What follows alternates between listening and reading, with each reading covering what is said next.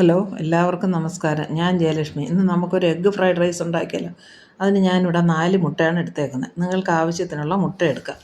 ബാക്കി സാധനങ്ങൾ 10 അല്ലി വെളുത്തുള്ളി, 2 പച്ചമുളക്, ക്യാപ്സിക്കം, ബീൻസ്, ക്യാരറ്റ്, ക്യാബേജ്, സവാള, കുരുമുളക് പൊടി, ഉപ്പ്, soya sauce, chilli sauce, sunflower oil, 1 cup basmati അരി. ബസുമതി അരി നന്നായിട്ട് കഴുകി 2 കപ്പ് വെള്ളം ഒഴിച്ച് വേവാൻ വയ്ക്കുക. അതിൽ 1 സ്പൂൺ സൺഫ്ലവർ ഓയിലും ആവശ്യത്തിന് ഉപ്പും ചേർക്കുക. പകുതി വേഗമാകുമ്പോൾ വാങ്ങി അടച്ചു വയ്ക്കുക.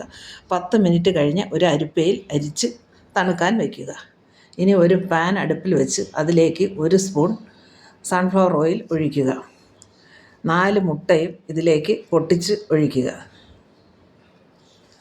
ആവശ്യത്തിന് ഉപ്പ് ചേർത്ത് 1 സ്പൂൺ കുരുമുളക് പൊടിയും ചേർത്ത് നന്നായിട്ട് സ്ക്രാമ്പിൾ ചെയ്ത് എടുക്കുക. നല്ലതുപോലെ സ്ക്രാമ്പിൾ ചെയ്ത് ഇതിനെ ഒരു പാത്രത്തിലേക്ക് മാറ്റി വയ്ക്കുക. ചുവട് കട്ടിയുള്ള ഒരു പാത്രം അടുപ്പിൽ വെച്ച് ചൂടാകുമ്പോൾ അതിൽ 3 സ്പൂൺ സൺഫ്ലവർ ഓയിൽ ഒഴിച്ച് ചൂടാക്കുക. നന്നായി ചൂടാകുമ്പോൾ ഇതിലേക്ക് പൊടിയായി അരിഞ്ഞു വെച്ചിരിക്കുന്ന വെളുത്തുള്ളി ചേർക്കുക.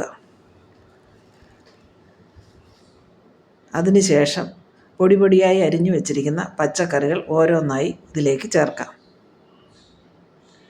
പച്ചമുളക് അരിഞ്ഞത്, സവാള അരിഞ്ഞത്, ബീൻസ്, ക്യാരറ്റ്, ക്യാപ്സിക്കം, ക്യാബേജ് ഇതെല്ലാം ചേർത്ത് നന്നായിട്ട് ഇളക്കുക. ആവശ്യത്തിന് ഉപ്പ് ചേർക്കുക. നല്ലതുപോലെ വാടി വരുമ്പോൾ ഇതിലേക്ക് 1/2 സ്പൂൺ കുരുമുളക് പൊടി ചേർക്കുക. ഇതിലേക്ക് 2 സ്പൂൺ സോയാ സോസും 1 സ്പൂൺ ചില്ലി സോസും ചേർത്ത് നന്നായിട്ട് വീണ്ടും ഇളക്കി യോജിപ്പിക്കുക.